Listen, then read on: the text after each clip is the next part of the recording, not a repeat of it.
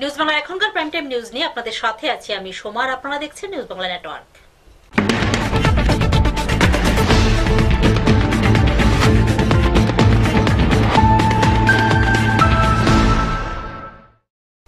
খবর এখন বিস্তারিত। গোপন সংবাদের ভিত্তিতে উত্তর জেলার পুলিশ সুপারের নেতৃত্বে ৬,০০০ ইয়াবা ট্যাবলেট সহ পুলিশের জালে আটক এক নেশা কারবারি। বৃহস্পতিবার ধর্মনগরের গোল্ডেন ভ্যালি স্কুল সংলগ্ন এলাকা থেকে প্রায় ৬ লক্ষ টাকার ইয়াবা ট্যাবলেট সহ জিয়াবুল মিয়া নামে এক নেশা কারবারিকে আটক করতে সক্ষম হয় পুলিশ।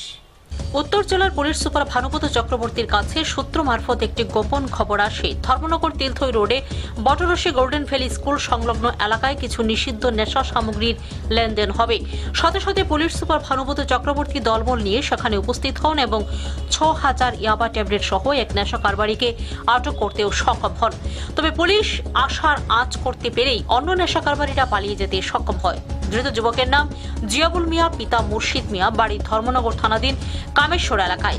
সূত্রের খবর, ব্ল্যাক মার্কেটে আটককৃত নেশার ট্যাবলেটের বাজার মূল্য আনুমানিক ৬ লক্ষ টাকা হবে। পুলিশ সূত্রের খবর, ধৃত নেশা কারবারির বিরুদ্ধে এনডিপিএস একটি মামলা নিয়ে তদন্ত জারি রাখবে পুলিশ। বলা বাহুল্য, উত্তর ত্রিপুরা জেলা হয়ে লক্ষ লক্ষ টাকার অবৈধ নেশার সামগ্রী বহিরাজ্যে এমনকি বাংলাদেশেও পাচার হচ্ছে প্রতিদিন। তবে পুলিশ সুপার ভানুপত চক্রবর্তীর নেতৃত্বে জেলা আরক্ষা দপ্তরের একের পর এক সাফল্যে নেশা কারবারিরা এখন অনেকটাই কোণঠাসা তা বলার অপেক্ষা রাখে না। যাকে ধরা হয়েছে ও এখন যেটা বললো, ওর নাম হলো জিয়াবুল মিয়া, বাড়ি হলো কামেশ্বর ধর্মনগর। তার পজিশন থেকে ৬,০০০ ইয়াবা ট্যাবলেট পাওয়া গেছে। এই ট্যাবলেট থেকে সিজ করা হয়েছে, ওকে অ্যারেস্ট করা হয়েছে। ধর্মনগর পিএসে একটা কেস হয়েছে, ইনভেস্টিগেশন চলছে। ধর্মনগর থেকে বিকাশ ভট্টাচার্যের রিপোর্ট, নিউজ বাংলা। কৈলাসহরের শহর উত্তরাঞ্চল এলাকায় দীর্ঘদিন থেকে বিদ্যুতের সমস্যা ভুগছেন সাধারণ মানুষ। দপ্তরকে জানানোর পরও কোনো পদক্ষেপ নিচ্ছেন না বিদ্যুৎ কর্মীরা, এমনটাই অভিযোগ স্থানীয়দের। ফলে বাধ্য হয়ে টিলাবাজার থেকে রাঙ্গাউটি যাওয়ার রাস্তাটি অবরোধ করে বসেন এলাকাবাসী। ১৬ ডিসেম্বর রাত আনুমানিক 11:30 নাগাদ কৈলাসহরের টিলাবাজার টু রাঙ্গাউটি যাওয়ার রাস্তার একটি বিদ্যুতের খুঁটিতে ভয়াবহ আগুন লাগে। তাতে আশপাশের বাড়িঘরের ফ্রিজ, টিভি, লাইট সহ অনেক কিছুই সাধারণ মানুষের নষ্ট হয়ে যায় বলে এলাকাবাসী অভিযোগ করেছেন। খুঁটিতে আগুন লাগার পর কৈলাসহর এবং গৌরনগরের বিদ্যুৎ দপ্তরের অফিসের সাথে যোগাযোগ করলে দপ্তরের কর্মীদের কোনো সদুত্তর পাওয়া যায়নি। তারপর এলাকার মানুষ কৈলাসহর অগ্নি নির্বাপক দপ্তরে ফোন করে, কিন্তু অগ্নি নির্বাপক দপ্তরের অফিসের কর্মীরা ফোন রিসিভই করেননি। শেষ পর্যন্ত এলাকাবাসী বাধ্য হয়ে টিলাবাজার এলাকার একটি অ্যাম্বুলেন্সকে অগ্নি নির্বাপক দপ্তরে পাঠিয়ে অগ্নি নির্বাপক দপ্তরের একটি গাড়ি এনে আগুন নিয়ন্ত্রণে আনা হয়। এরই প্রতিবাদে সাধারণ মানুষ কৈলাসহরের শহর উত্তরাঞ্চল এলাকার টিলাবাজার টু রাঙ্গাউটি রাস্তা অবরোধ করে বসেন। অবরোধের খবর পেয়ে ছুটে আসেন ইরানি থানার পুলিশ অফিসার পঙ্কজ দাস সহ বিশাল পুলিশ এবং টিএসআর বাহিনী। দীর্ঘ প্রায় ৩ ঘন্টা রাস্তা অবরোধ থাকার পর অবশেষে বিদ্যুৎ দপ্তরের একজন আধিকারিক কৈলাসহর থেকে ছুটে আসেন এবং আন্দোলনকারীকে আশ্বাস দেওয়ার পর আন্দোলন প্রত্যাহার করা হয়। দীর্ঘদিন থেকে এখানে একজন কন্ট্রাক্টর কাজ করতেছে, ইলেকট্রিকের কাজ করতেছে। এখানে কয়েকটা খুঁটি আছে, দেখেন কয়েকটা খুঁটিতে 11,000 ভোল্টেজের তার লুজ হইয়া পড়ে রয়েছে। তার কোনো দায়িত্ব নাই যে এটা টানানি হোক। এখানে এলটি লাইন 11,000 তার তাকিয়া কমসে কম 2-3 হাত দূরে থাকার কথা। এখানে তারে তারে বাড়ি খায়, রাত্রে আগুন ধরে। এখানে খুঁটি খুঁটিয়ে বাঁশ বান্ধিয়া তার জুলাইয়া রাখি দিছে। বাঁশটা সরাইলে ইলেকট্রিকের তার খুঁটিতে লাগিয়া যায়, যার কারণে বেড়া চেড়া সবের কারেন্ট হয়ে যায়। আমরা দীর্ঘদিন ধরে আলোচনা করতেছি, কেউ আমাদের ফোন রিসিভ করে না, গুরুত্ব দিতেছে না। কন্ট্রাক্টর অবহেলার কারণে গতকালকে রাত্রে 11:30 আনুমানিক 11:30টার সময় এখানে আগুন লাগছে। এই আগুন লাগার পরে আমরা ফায়ার সার্ভিসে বারবার চেষ্টা করি, ফায়ার সার্ভিসের ফোন বুবা হয়ে রয়েছে। এরপরে গণনগর পাওয়ার হাউসে আমরা যোগাযোগ করি, এখানেও ফোন ঢুকে না, কেউ রিসিভ করে না। কৈলাসের পাওয়ার হাউসে আমরা ফোন করি, ফোন রিসিভ করে না। এরপরে বাধ্য হইয়া আমাদের এই এলাকারই একজন অ্যাম্বুলেন্সের ড্রাইভার তারে ঘুম থেকে ডাকিয়া তুলিয়া রিকোয়েস্ট করিয়া অ্যাম্বুলেন্স পাঠাইছি। নিরুপায় হইয়া এই শীতের মধ্যে কেউ বাইক নিয়ে যাইতে পারতাছে না, কেউ পাইতাছি না। আমরা আতঙ্কিত, বাচ্চা কাচ্চা নিয়ে সবাই বাড়ি করে আতঙ্কিত। অনেকের বাল ফিউজ হয়েছে, টাস টাস শব্দ। পাশের গ্রাম থেকে অনেক লোক রাত্রে দৌড়িয়ে আইছে। ফ্রিজ ট্রিজ নষ্ট হয়েছে, এখানে আগুন দাউ দাউ করে জ্বলতেছে। রাত্রে 1টার সময় ফায়ার সার্ভিস কৈলাসহর থেকে আসার পরে এখানে আগুন নিবাইছে। আগুন নিবানির পরে এই খুঁটিটা পুরো ব্যান্ড হয়ে রয়েছে। যে কোনো সময় এই খুঁটিটা 11,000 লাইন নিয়ে পড়ার পরে আমরা বাড়ি করে কারেন্ট হইব, হওয়ার পরে আমরা এই যে আমাদের জানমালের ক্ষতি হইব, যাতে এই ক্ষতি না হয়। এবং আজকের যে এই পথ অবরোধ, যত সময় এই তারটা 11,000 তার এবং এলটি লাইন টানা হয়েছে না সঠিক মতে, আমরা পথ অবরোধ চলবো। যদি এই আমরা প্রতিশ্রুতি পাই তাহলে আমরা পথ অবরোধ তুলব, নতুবা আমাদের পথ অবরোধ অনির্দিষ্টকালের জন্য চলবে। কৈলাসহর থেকে দেবাশিস দত্তের রিপোর্ট, নিউজ বাংলা।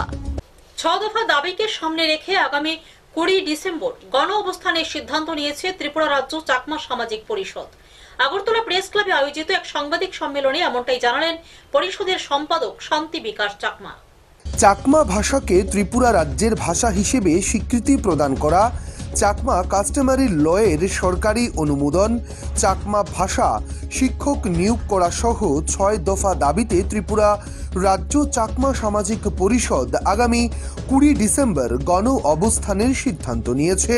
কাঞ্চনপুর, পেচারথল, ছৈলেংটা এবং আগরতলা রবীন্দ্র শতবার্ষিকী ভবনের সামনে সহ বিভিন্ন প্রান্তে গণ অবস্থান করা হবে।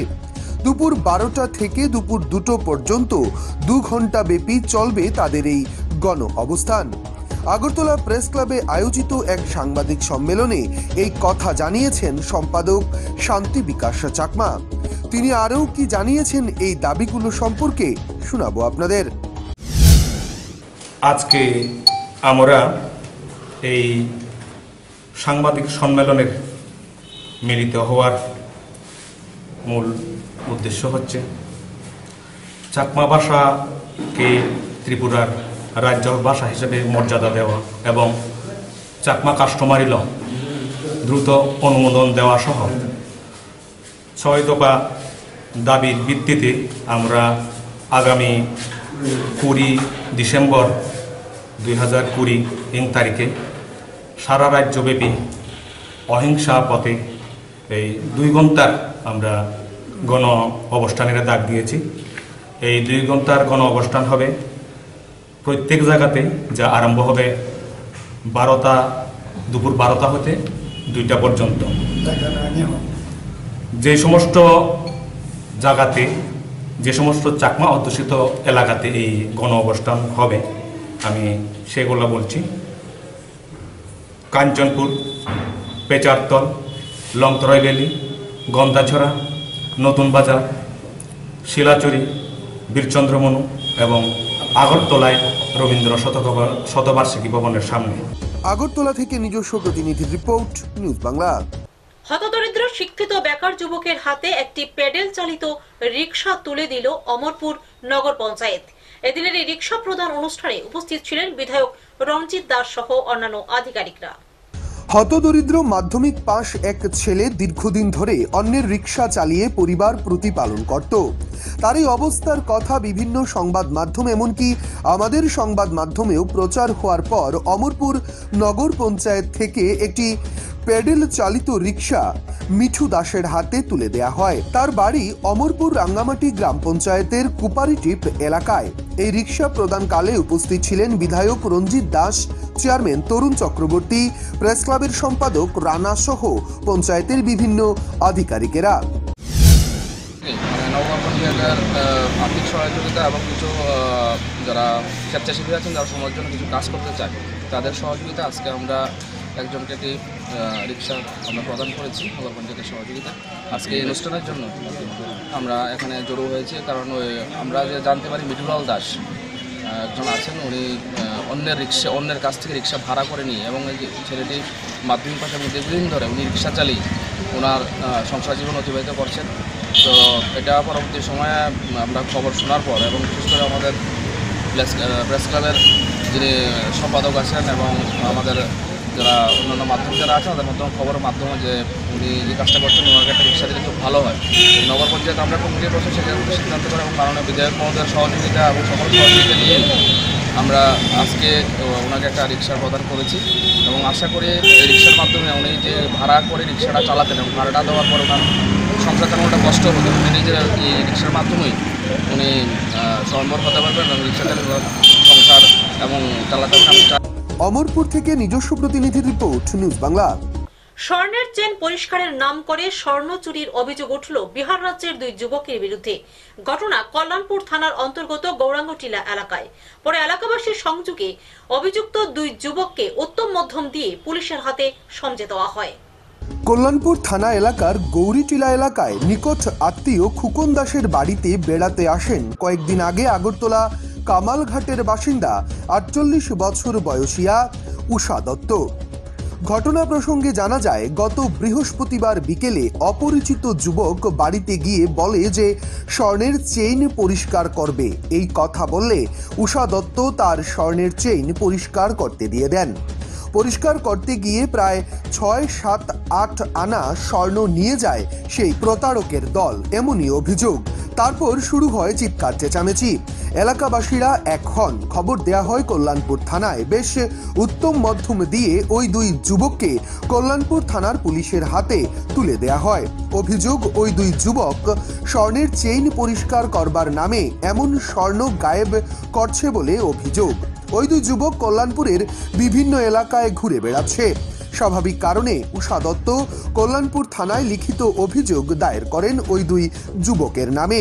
যুবকদের নাম রমেশ কুমার, বয়স 27, বাড়ি বিহারে। অপর যুবকের নাম রঞ্জিত কুমার, বয়স 19, বাড়ি বিহারে। জেলা কাটিয়া, সেই গ্রামেরই বাসিন্দা তারা। ওই দুই যুবকের প্রতারণার ফাঁদে পড়ে ওই মহিলা। পুলিশ জিজ্ঞাসাবাদ চালাচ্ছে ওই দুই মহিলাকে। তারা আরও এমন প্রতারণার কাজে জড়িত থাকতে পারে, হাতিয়ে নিতে পারে বহু মূল্যবান টাকার স্বর্ণ।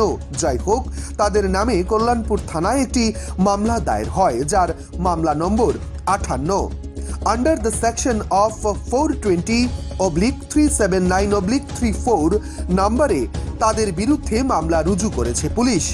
ধৃত দুই যুবককে পুলিশ আদালতে সুপার্দ করে।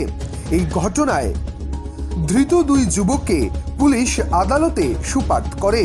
এই ঘটনায় গোটা এলাকায় চাঞ্চল্য ছড়িয়ে পড়ে।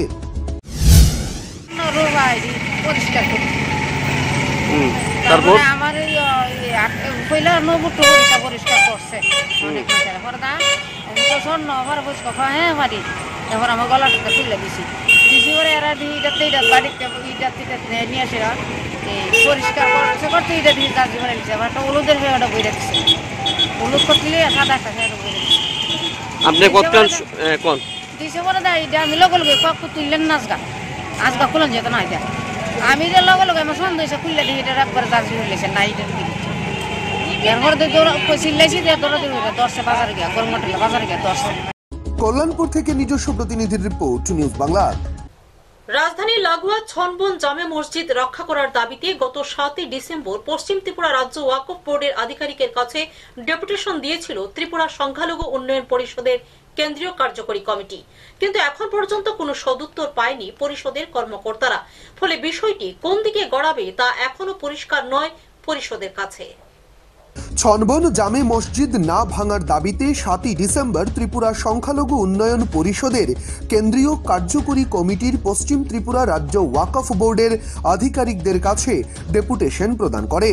ডেপুটেশনের পর ত্রিপুরা সংখ্যালঘু উন্নয়ন পরিষদের কেন্দ্রীয় কার্যকরী কমিটির পশ্চিম ত্রিপুরা প্রতিনিধি দলকে 14 ডিসেম্বর থেকে জানিয়ে দেওয়ার কথা থাকলেও এখন পর্যন্ত কী কারণে তারা কোনো রকম ডাক পায়নি। অবশেষে বৃহস্পতিবার আবারও প্রতিনিধি দল এসে আধিকারিকদের সঙ্গে সাক্ষাৎ করতে চাইলেও সাক্ষাৎ করতে পারেনি বলে জানান মাইনরিটি ডেভেলপমেন্ট সোসাইটির সভাপতি আনোয়ার উল্লাহ। তিনি জানিয়েছেন, সরকার চাইছে 1890 সালের মসজিদ ভেঙে ব্রিজ নির্মাণ করতে, কিন্তু স্থানীয়দের দাবি মসজিদ না ভেঙে সরকার মসজিদের বিপরীত পাশের খাস জমি কাজে লাগিয়ে সেই সেতু নির্মাণ করতে পারে। আমরা এখানে উপস্থিত হয়েছি যে গত 7 তারিখে আমরা এই ওয়াকফ বোর্ডের চিফ এক্সিকিউটিভ অফিসারের কাছে উদয়পুর ছনবন ব্রিজ কর্নার জামে মসজিদের বিষয়ে একটা ডেপুটেশনে মিলিত হয়েছিলাম। ওইটার বিষয়টা হইল যে এই মসজিদটা 1890 সালে তৈরি হয়েছে, আজকে 2020 শেষ হইয়া গেল, এর মানে 131 বছর মসজিদে পুরো হয়েছে। তো ন্যাশনাল হাইওয়ে এবং নেতাজি সুভাষ সেতু যখনই তৈরি হয় তখন এই মসজিদের যে জায়গা ছিল এই খালি জায়গাটা এই রাস্তা এবং এই যে ব্রিজের মধ্যে চলে গেছে। এখন বর্তমানে 3 ঘন্টা জায়গা একদম বাউন্ডারি ওয়াল দিয়ে ছিল, এখানে ছোট্ট জায়গার মধ্যে মসজিদটা আছে। তো নেতাজি সুভাষ সেতুর সময় শেষ হইয়া যাওয়ায় নতুন করে সরকার ব্রিজ নির্মাণ করতে যাইতেছে। এখন সরকার চাইতেছে যে মসজিদটা ভেঙে সিরা মানে রাস্তা নির্মাণ করতে, অথচ মসজিদের উল্টা দিকে রাস্তার অপোজিটে এই যে সরকারের একুজিশন করা, আগের একুজিশন করা জায়গা আছে, খাস জায়গা আছে, ওই জায়গা দিয়ে যদি সরকার রাস্তা নেয় এবং ব্রিজ নেওয়ার মতো উপযুক্ত জায়গা ওখানে আছে। আর ওই জায়গা দিয়া নিতে গেলে সরকার নতুন একুজিশনের প্রয়োজন হয় না এবং মানুষেরও কোনো ক্ষয়ক্ষতি হয় না। আর এদিকে রাস্তাটা বর্তমানে যেভাবে আছে এটা কিন্তু ইউ টার্ন করা আছে, আর যদি মসজিদের সাইডে যদি ব্রিজ আনা হয় ইউ টার্ন আরও বেশি হইয়া যাবে। তো ওই হিসাবে এই জায়গাতে আমাদের প্রস্তাবটা হইলো মসজিদের উল্টা দিকে যেখানে সরকারের পুরাতন একুজিশন করা জমি আছে ওই দিক দিয়ে যেন ব্রিজটা নেওয়া হয়। ওই দিক দিয়ে ব্রিজটা নিলে সরকারের এই যে একুজিশনের প্রয়োজন নাই, মানুষেরও ক্ষয়ক্ষতি হইতো না, মসজিদটাও বাচ্চা যাব এবং রাস্তাটাও সোজা হইব, ব্রিজটাও সোজা হইব, তো এই ডেপুটেশনটা আমরা দিছিলাম। তো উনি আমাদেরকে 14 তারিখে তার ফিডব্যাক দেওয়ার কথা ছিল, কিন্তু আজকে এখন পর্যন্ত আমরা ওনার থেকে কোনো ফিডব্যাক পাইছি না পাওয়ার কারণে আজকে ওনার কাছে আমরা ফিডব্যাক নেওয়ার জন্য আইছি। আমরা ওনাকে চিঠি দিয়েছিলাম যে আজকে 17 তারিখ 11টার সময় যেন উনি অফিসে উপস্থিত থাকেন, আমরা আসবো। কিন্তু দুর্ভাগ্যজনক ব্যাপার যে এখন পর্যন্ত আমরা ওনারা পাই নাই। আমরা 1 ঘন্টার মতো অপেক্ষা করলাম, কিন্তু এখন আমরা পাইছি না, তাদের অপেক্ষা আমরা দাঁড়াই দিচ্ছি। আগরতলা থেকে নিজস্ব প্রতিনিধির রিপোর্ট, নিউজ বাংলা। বিমানবন্দরে চাকরি দেওয়ার নাম করে প্রতারিত এক যুবতী, অবশেষে অভিযোগের ভিত্তিতে 3 সাগরেদকে গ্রেপ্তার করল এয়ারপোর্ট থানার পুলিশ। ঘটনা পশ্চিমবঙ্গের ব্যারাকপুর মহকুমায়। বিমানবন্দরে চাকরি দেওয়ার নাম করে প্রতারণা, গ্রেফতার 3, গ্রেফতার করলো এয়ারপোর্ট থানার পুলিশ। ঘটনা পশ্চিম বাংলার। পুলিশ সূত্রে খবর, চলতি মাসের 10 তারিখে এয়ারপোর্টের বাসিন্দা এক যুবতী অভিযোগ করেন বার্ড লিনক নামে সংস্থা চাকরি দেওয়ার নাম করে তার কাছ থেকে 1,50,000 টাকা নিয়েছে। কিন্তু দীর্ঘদিন কেটে গেলেও চাকরি দেয়া হয়নি তাকে এবং ভুয়ো নিয়োগপত্র দেয়া হয় তাকে। এই অভিযোগের ভিত্তিতে তদন্তে নামে এয়ারপোর্ট থানার পুলিশ। তদন্তে নেমে গত বুধবার রাতে 3 জনকে গ্রেফতার করেছে পুলিশ অভিযুক্তদের গ্রেফতার করে এবং বৃহস্পতিবার ব্যারাকপুর মহকুমা আদালতে তোলা হবে বলে জানিয়েছে। অভিযুক্ত 3 ব্যক্তির নাম খুশবন্ত সিং, রোহিত সিং এবং জন্মেঞ্জয় রায়। পশ্চিমবাংলার ব্যারাকপুর থেকে নিজস্ব প্রতিনিধির রিপোর্ট, নিউজ বাংলা। অস্বাভাবিক বিদ্যুৎ মাশুল বৃদ্ধি প্রত্যাহার সহ 4 দফা দাবিতে সোনামুড়া বিদ্যুৎ দপ্তরের সিনিয়র ম্যানেজার এসডিওর অফিসে গণবিক্ষোভ প্রদর্শন করে সিআইটিউ, এআইকেএস, টিকেএমইউ, জিএমপি, ডিওয়াইএফআই এবং টিওয়াইএফ এর কর্মীরা। দাবি মানা না হলে আগামী দিনে বৃহত্তর আন্দোলনের হুঁশিয়ারি সংগঠনের। বিদ্যুৎ বেসরকারীকরণ, অস্বাভাবিক মাশুল বৃদ্ধি প্রত্যাহার সহ 4 দফা দাবিতে সোনামুড়া বিদ্যুৎ দপ্তরের সিনিয়র ম্যানেজার এবং এসডিও অফিসে গণবিক্ষোভ প্রদর্শন করে সিআইটিউ, এআইকেএস, টিকেএমইউ, জিএমপি, ডিওয়াইএফআই, টিওয়াইএফ এর কর্মী সমর্থকেরা। সাংবাদিকদের সঙ্গে এক সাক্ষাৎকারে শামসুল হক জানান, কেন্দ্রীয় সরকার একের পর এক জনবিরোধী বিল এনে মানুষকে হয়রানি করবার চেষ্টা করছে। সিপিআইএম সরকার থাকাকালীন অবস্থায় গ্রামাঞ্চলে বিনামূল্যে বিদ্যুৎ ব্যবস্থা দিয়েছিল তৎকালীন সরকার, কিন্তু বর্তমানে অতিরিক্ত বিদ্যুৎ মাশুল পড়ে যাওয়ায় বিদ্যুৎ পরিষেবা থেকেও বিচ্ছিন্ন হচ্ছেন অনেকেই। তাই রাজ্যের সরকার এবং কেন্দ্রীয় সরকার যদি তাদের সিদ্ধান্ত পরিবর্তন না করে তাহলে আগামী দিনে এই বামপন্থী সংগঠনগুলো আরো বৃহত্তর আন্দোলন গড়ে তুলবে। আগামী 23শে ডিসেম্বর বেলুয়ারচর বিদ্যুৎ অফিসে ডেপুটেশন প্রদান করবে তারা এবং কেন্দ্রীয় সরকারের কৃষি বিরোধী আইনের তীব্র নিন্দা জানান তিনি। বলেন যে হাজার হাজার কৃষক দিল্লির রাজপথে শুয়ে আছে, কিন্তু সরকার তাদের কোনো কথা শুনতেই চাইছে না।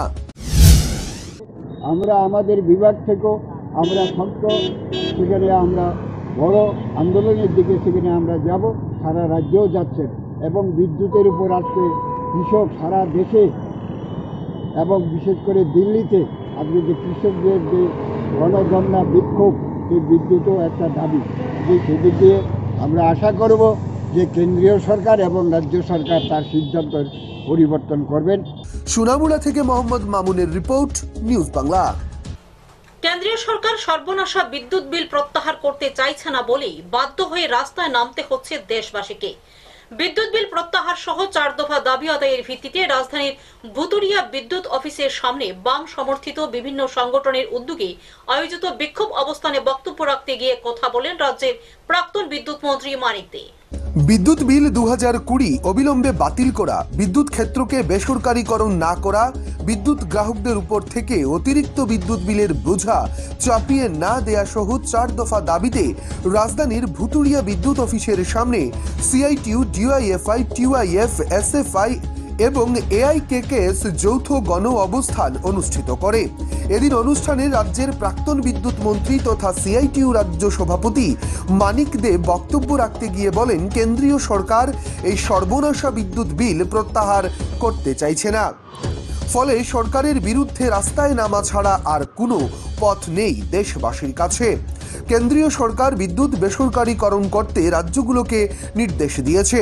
সরকারের ভুল নীতির ফলে মে মাসের হিসেব অনুযায়ী 6 লক্ষ কোটি টাকা ঋণ হয়ে গিয়েছে। উৎপাদন বিদ্যুৎ অনুযায়ী বিদ্যুৎ ব্যবহার কম হচ্ছে। 1,66,000 মেগাওয়াট বিদ্যুৎ ব্যবহার হচ্ছে। এই সর্বনাশা বিল যদি সরকার প্রত্যাহার না করে তাহলে আগামী দিনে ভক্তদের জন্য বিপদ ডেকে আনবে বলে অভিমত ব্যক্ত করেন তিনি।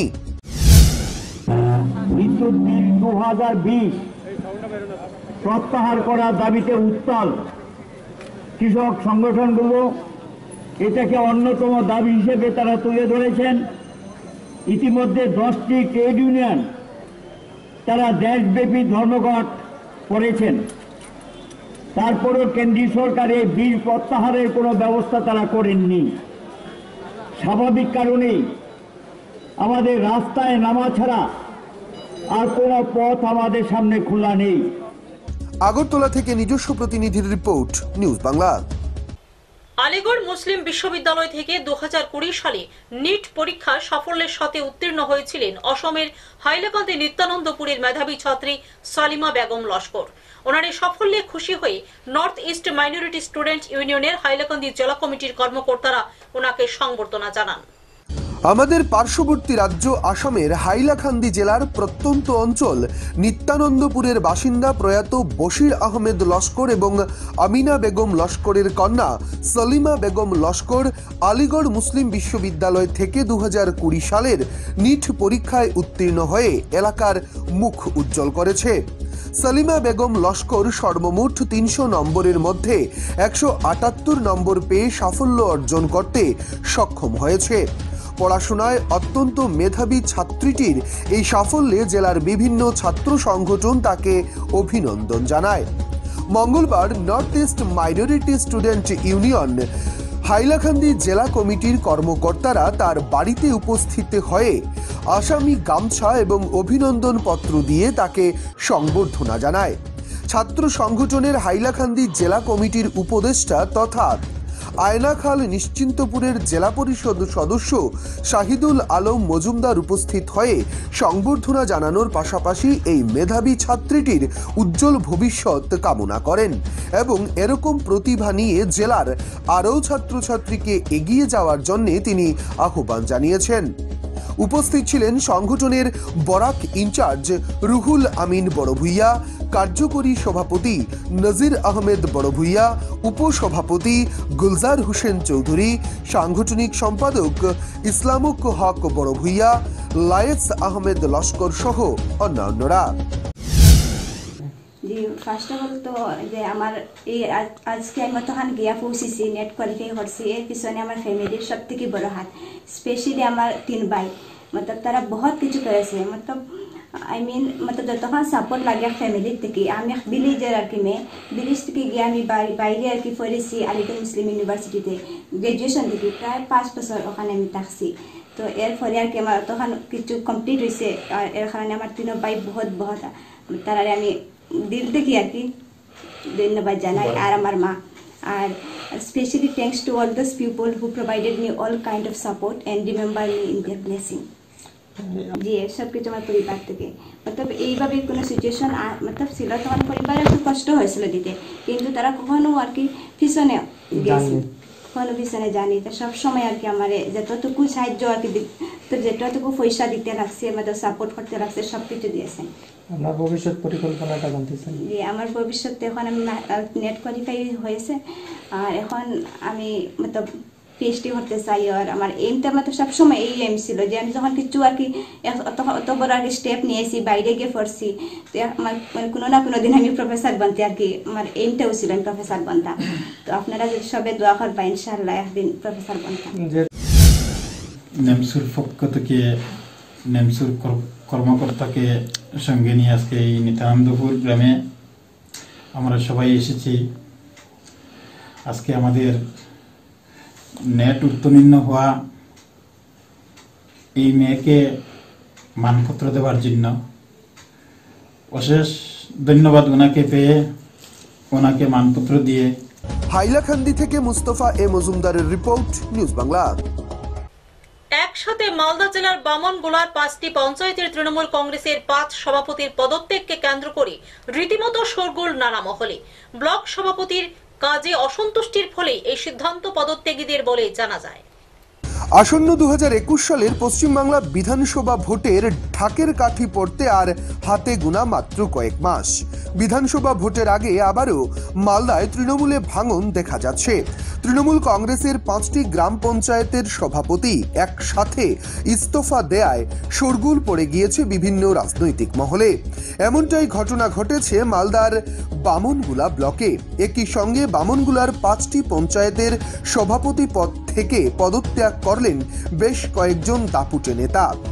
বামনগোলার পাকুয়াহাট অঞ্চলের সভাপতি পদ থেকে ইস্তফা দিলেন শ্যামল মণ্ডল। বামনগোলা অঞ্চল সভাপতি পদ থেকে ইস্তফা দিলেন তফিউর রহমান। গোবিন্দপুর মহেশপুর অঞ্চল সভাপতি পদ থেকে ইস্তফা দিলেন মানিক মাহাতো।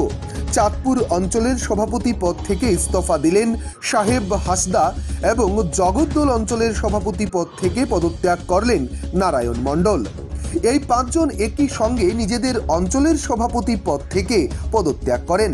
তাদের অভিযোগ তারা দীর্ঘদিন ধরেই তৃণমূল কংগ্রেস করে আসছিলেন। অঞ্চল সভাপতিদের অভিযোগ তৃণমূল কংগ্রেসের ব্লক সভাপতির কাজে অসন্তুষ্ট হয়ে তারা এই সিদ্ধান্ত নিয়েছেন এবং এ বিষয়ে পাকুয়াহাট অঞ্চলের শ্যামল মণ্ডল, বামনগোলা অঞ্চলের তফিউর রহমান বলেন তারা দলকে ভালোবাসেন, তারা দলনেত্রী মমতা বন্দ্যোপাধ্যায়ের সঙ্গে আছেন, থাকবেন এবং কাজ করবেন, কিন্তু পদে থাকবেন না।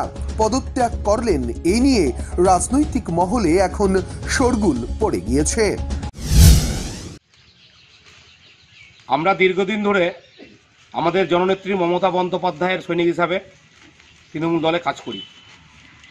বিগত দিনে এই অঞ্চলে এই ব্লকের সভাপতি আমরা দেখেছি, যেমন ফাইজুদ্দিন বাবু থেকে শুরু করে সুনীল বর্মন মহাশয়, সুনীল বর্মন থেকে অমল কিস্কু, বিভিন্ন সভাপতিরা যখন এখানকার দায়িত্ব পেয়ে কাজ শুরু করেন, ব্লক কমিটি এবং অঞ্চল কমিটি যে গঠন প্রক্রিয়া শুরু হয়, তখন কিন্তু আমরা যারা অঞ্চল বা ব্লকের যারা কাজকর্ম করি, তো বিভিন্ন আলোচনার ভিত্তিতে, বিভিন্ন মূল্যায়নের ভিত্তিতে যার নেতৃত্বে আমরা কাজ করব, এমন নেতাকে নির্বাচন করা হয় যারা আমাদের সাথে পাশে লড়াইয়ের সঙ্গে আমাদের মাথার উপরে শিরোমণি হিসেবে কাজ করবে। তো বর্তমান যিনি নবনির্বাচিত সভাপতি হয়েছেন, যিনি তৃণমূলের সব স্তরের নেতাকে কর্মীকে এখনও চেনেন না, 1। 2 নম্বর হচ্ছে এই যে আগামী দিনে অঞ্চল কমিটি গঠন করতে যাচ্ছেন বা অঞ্চল কমিটি গঠন করবেন বা ব্লক কমিটি গঠন হবে, আমরা যারা তৃণমূল কংগ্রেসের অন্ধ সৈনিক, যারা তৃণমূল কংগ্রেসটাকে দায়িত্ব নিয়ে করি আর কি, তো তাদেরকে পুরো অন্ধ করে রেখে কিছু মানে ব্যবসা ভিত্তিক মানুষকে সাথে নিয়ে যারা দলটাতে উড়ে এসে বসেছে, আগামী দিনে তারা দলে থাকবে কিনা সন্দেহ আছে, তাদেরকে নিয়ে এখানে কমিটি ফর্ম করছে বা করবে এরকম একটা আছে। তো আমরা এই কমিটি ফর্মটা মানব না। আমরা যারা দিদির সৈনিক আছি, হ্যাঁ, দিদির হয়ে কাজ করছি, আগামী দিনেও করব। হ্যাঁ, তাদের এই উর্জ্জতীপনা বা বৈষম্যমূলক আচরণ, বিমাতৃসুলভ আচরণ, এগুলা কিন্তু আমরা মানব না আর কি। আমরা যারা এখানে তৃণমূল কংগ্রেসের দিন দুখিয়া কর্মী বা সৈনিক আছে। আগামী দিনে কি আপনি বিজেপিতে যোগদান করবেন? না, বিজেপিতে যোগদানের কোনো সম্ভাবনাই নেই। মালদা থেকে নিজস্ব প্রতিনিধির রিপোর্ট, নিউজ বাংলা। সিএনজি এবং পিএনজি পরিষেবা বৃদ্ধিতে গেল সংস্থাকে 6 কোটি 20 লক্ষ টাকার চেক হস্তান্তর ত্রিপুরার ন্যাশনাল গ্যাস কর্পোরেশন লিমিটেডের। ফলে সমস্যা নিরসনে উপকৃত হবেন ত্রিপুরাবাসী, দাবি গেল ম্যানেজিং ডিরেক্টরের। শুক্রবার ত্রিপুরার ন্যাশনাল গ্যাস কর্পোরেশন লিমিটেডের উদ্যোগে গেল সংস্থাকে 6 কোটি 20 লক্ষ টাকার চেক তুলে দেওয়া হয়, যাতে করে আগামী দিনে গেল সংস্থা রাজ্যের গোমতী এবং পশ্চিম জেলায় পরিষেবা বিস্তার লাভ করতে পারে। সিএনজি এবং পিএনজি গ্যাস পরিষেবাকে আরো দ্রুত জনগণের কাছে পৌঁছে দেওয়ার উদ্যোগ নিয়েছে এই সংস্থা। বাড়ানো হবে স্টেশন। আগামী মার্চ মাসের মধ্যে 22টি স্টেশন চালু করা হবে বলে জানিয়েছেন গেল সংস্থার ম্যানেজিং ডিরেক্টর। সমাধানের পথে হাঁটছে সিএনজি এবং পিএনজি পরিষেবা। উপকৃত হবেন রাজ্যের মানুষ। এদিনের অনুষ্ঠানে উপস্থিত ছিলেন আধিকারিক বি সিং, ত্রিপুরার ন্যাশনাল গ্যাস কর্পোরেশন এবং গেল সংস্থার আধিকারিকরা। আগে শুধুমাত্র আগরতলাতেই আমাদের এই গ্যাসের সাপ্লাইটা ছিল, তো বর্তমানে দুটো নতুন জিওগ্রাফিক্যাল এরিয়া আমাদেরকে দেওয়া হয়েছে, একটা হচ্ছে ওয়েস্ট অফ ত্রিপুরা আর একটা হচ্ছে গোমতী ডিস্ট্রিক্ট। তো আজকে যে আমাদের পেমেন্টটা আমরা গেল ইন্ডিয়াকে দিলাম, সেই পেমেন্টের এগেনস্টে গেল ইন্ডিয়া লিমিটেড ওয়েস্ট অফ ত্রিপুরাতে যাতে গ্যাসটা আমাদের পৌঁছে দেয়, কারণ এখানে যে ইকুয়েশনটা আছে সেটা হচ্ছে প্রাকৃতিক গ্যাসটাকে সংগ্রহ করে ওএনজিসি ত্রিপুরা প্রাকৃতিক গ্যাসটাকে মাদার আর্থ থেকে বার করে, সেই গ্যাসটা হ্যান্ড ওভার করে গেল ইন্ডিয়া লিমিটেডকে। তো গেল ইন্ডিয়া লিমিটেড ট্রাঙ্ক লাইন আছে, বড় বড় লাইন আছে, সেই লাইনের মাধ্যমে তারা গ্যাসটা বিভিন্ন কাস্টমারের কাছে পৌঁছে দেয়। তার মধ্যে একটা হচ্ছে আমরা, এছাড়া যেসব কাস্টমারদের কাছে যায় তারা হচ্ছে পাওয়ার সেক্টরের কাস্টমার, যেমন নিপকো আছে, ত্রিপুরা স্টেট ইলেকট্রিসিটি কর্পোরেশন আছে, তো আমরাও একটা কাস্টমার। তো আমরা যাতে এই গ্যাসটা নতুন জিওগ্রাফিক্যাল এরিয়াতে ওয়েস্ট অফ ত্রিপুরা পেতে পারি, সেই জন্য একটা পাইপলাইন আছে, সেই পাইপলাইনটাকে যাতে গেল বানিয়ে দেওয়া যায়, তাই জন্য আমরা 6 কোটি 20 লক্ষ টাকা আমরা গেলকে আজকে দিলাম। এবং কিছুদিনের মধ্যে, মাসখানেকের মধ্যে এই গ্যাসটা যখন ওয়েস্ট অফ ত্রিপুরায় পৌঁছে যাবে, এখন যেরকম আগরতলার প্রত্যেক বাড়িতে বাড়িতে আপনারা গ্যাস দেখেন, ওয়েস্ট অফ ত্রিপুরার কয়েকটা অঞ্চল, সেই অঞ্চলগুলোতেও এই গ্যাসগুলি পাওয়া যাবে। আগরতলা প্রতিনিধি রিপোর্ট, নিউজ বাংলা। এখনকার মতো প্রাইম টাইম নিউজ পর্যন্তই। আমাদের পরবর্তী সংবাদ দেখার জন্য চোখ রাখুন নিউজ বাংলার পর্দায়।